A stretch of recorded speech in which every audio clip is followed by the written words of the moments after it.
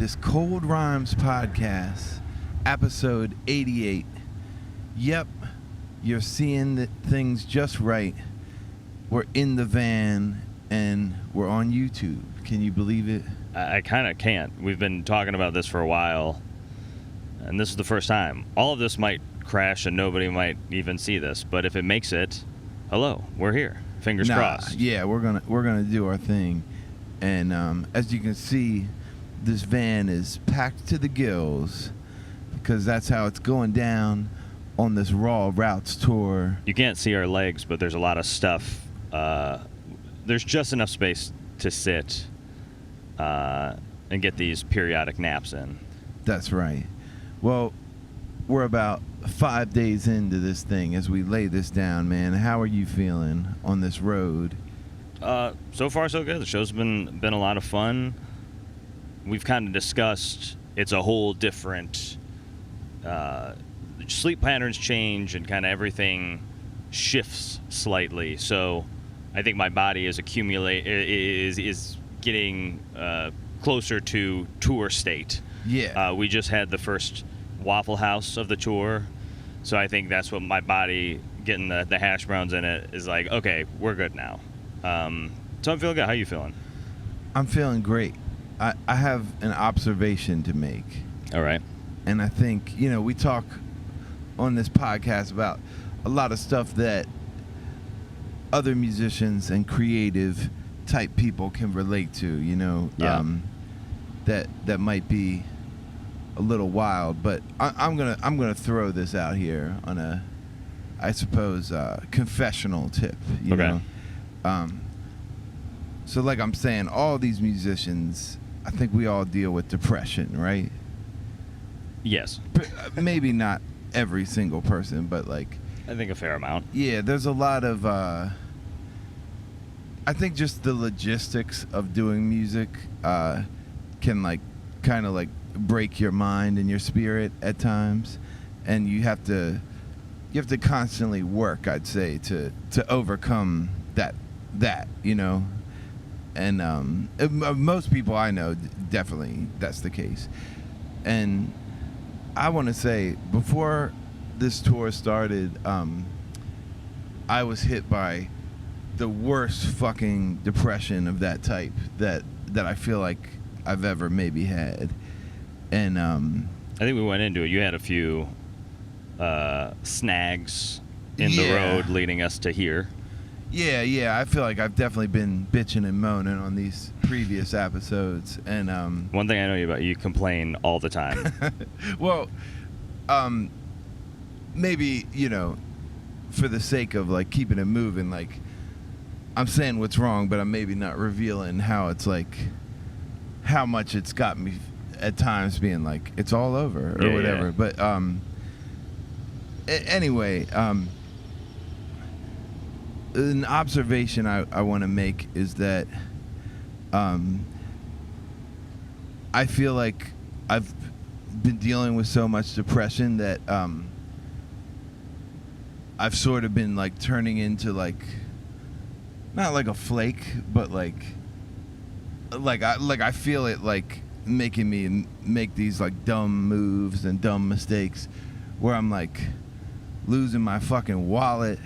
Then I'm yesterday we ran out of gas, and then I lost, separately from my wallet again, I lost my driver's license After when we ran out of gas. Yes. And shouts to Brad and his terrifying dog Myrtle for picking Jane and Hyde up on the road. Yeah. And he might have the license. Yeah. We're not 100% on that, but I think so. Brad, stand the fuck up, Hell basically. yeah. But what I want to say here is that, I feel that in kind of being like a mess and like bumbling through some of the like getting ready for tour stuff, I feel that having this tight 4-person crew that we have, and also this like tight set that of these new songs and everything, I feel and just by the kindness of strangers like our boy Brad, I feel like propelled forward in this way. Yeah. Like, and I think a lot of times as musicians, we're used to feeling like we can only, that it's kind of like we have to be like tight as hell in every moment, and that no one will help us with anything or something like that. But or at least I feel that sometimes. But I feel like right now, like in a great place in a way, because I feel like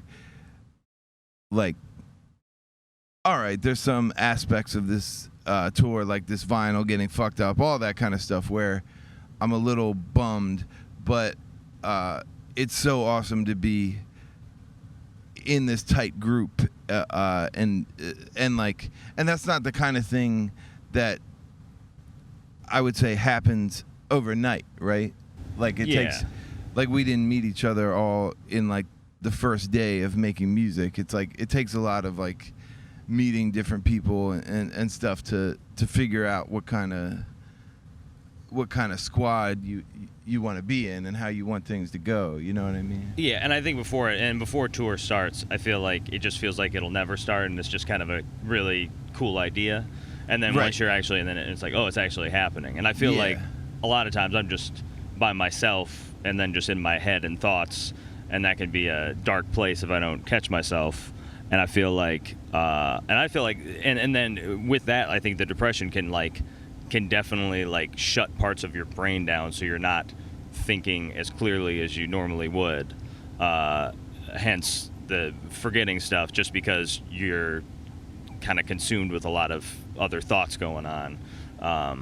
But I think having a tight crew definitely helps just boost morale, and the sets are fucking sick. So if you're listening or watching, I guess, then you should be hitting up any of these upcoming dates, because I feel like even 4 shows in, was it? Yeah, 4? Today is day 5. Today's day 5. It's just getting the sword is sharpening night by night, and that can definitely make everything a lot smoother, you know. And I don't know, like people definitely lose me sometimes when they'll be like, oh, the universe is telling me to go back to St. Louis or whatever. Like I don't think the universe is really like checking for us as individuals at every moment or something. But like, I guess I'm feeling a little bit of that, like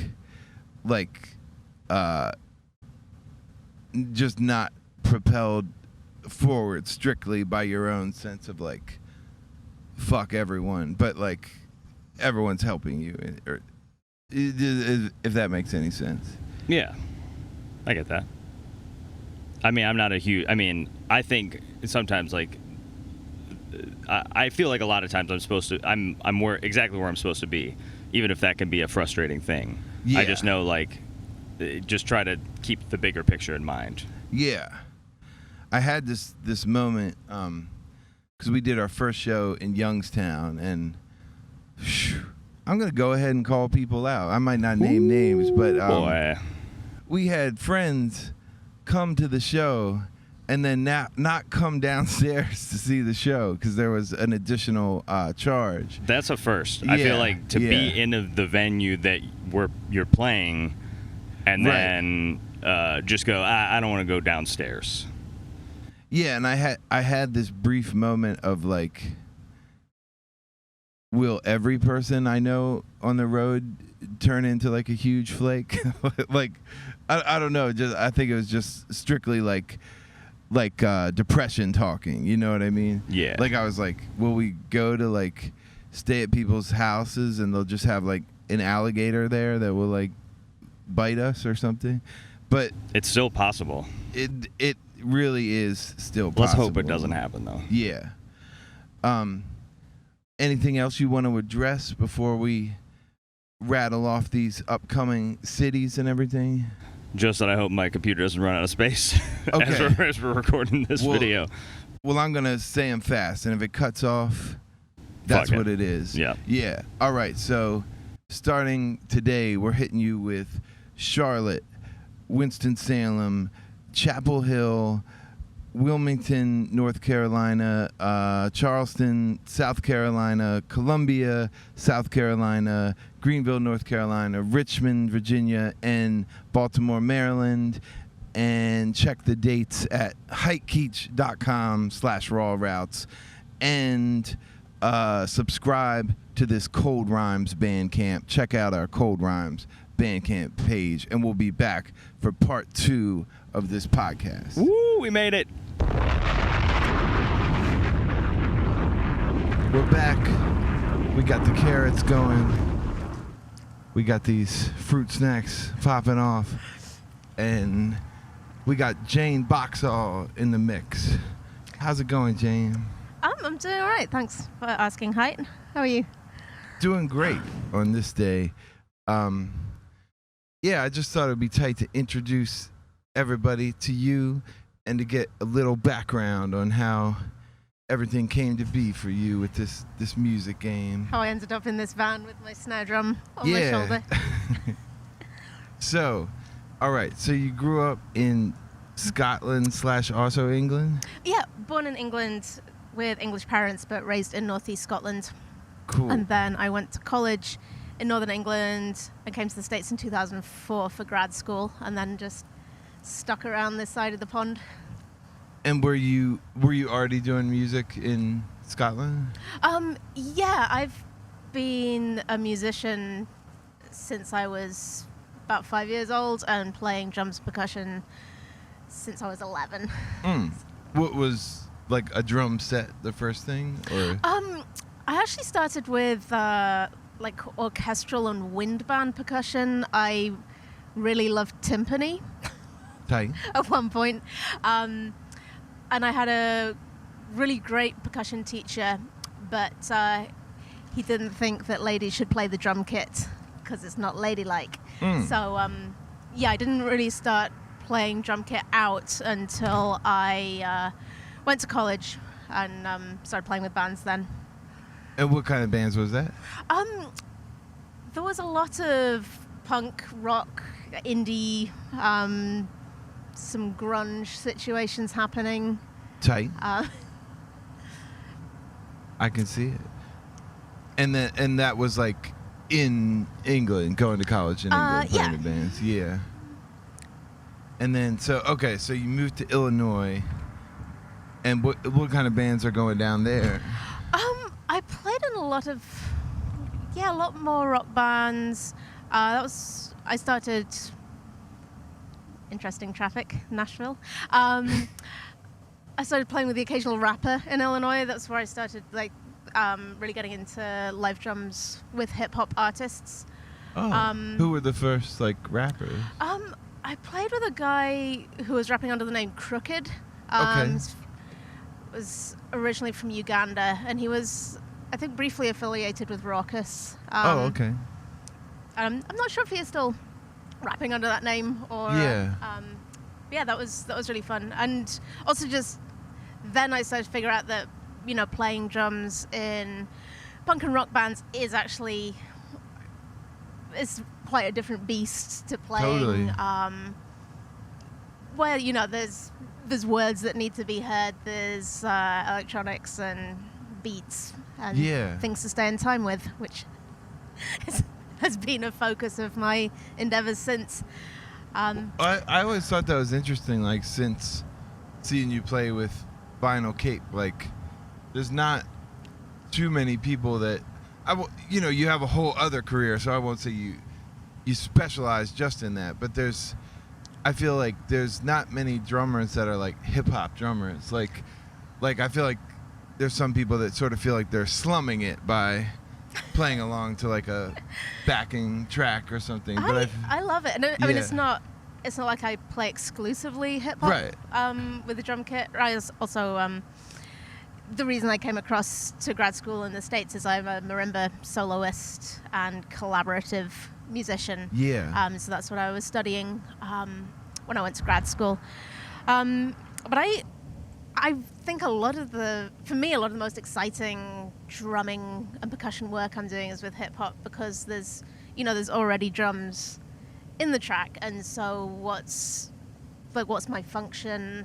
Am I kind of like reinforcing that? Am I adding live dynamics? Am I doing a kind of counterpoint to the drum part? And then how drums interact with the vocals and like vocal rhythmic patterns. Yeah. I see the live hip hop drums as this kind of connective tissue between the beat and the MC, and it's an interesting space to occupy, I think. Yeah, and the marimba stuff, like, how does that work exactly? Like, are you we were talking this morning about you going out to India to do this like Q&A / performance and stuff. Like, so is it like you're doing a mix of like just like DIY style shows and stuff like that, or is it all more on the like academic end or something? It's really a mix. Yeah. Because the marimba, it's a folkloric instrument with really ancient roots, like coming from African balafon, and there are like Asian versions of the marimba. But as it is as a like Western orchestral or concert instrument, it's only been around since 1910, and people have only been writing like contemporary classical Western music for it since 1950. So a lot of the music we have is new. And as a marimbist, I work with a lot of living composers and new music that is, it's some of it's experimental and has chance elements, but a lot of it is, notated the same way as like a piano solo would be. Yeah. And so that is music that's, it's often in concert halls, music schools. I was super lucky to get to go to India and play at KMMC in Chennai, which is, I believe, the only like Western style music conservatory in India at the moment. And they have a lot of composition students, and then a lot of I was telling you, a lot of singer-songwriters who are sort of they're interested in both worlds and maybe don't see like classical music and commercial or pop music as quite as separated as sometimes they feel over here. Yeah. Well, tight. I'm gonna consider ourselves lucky that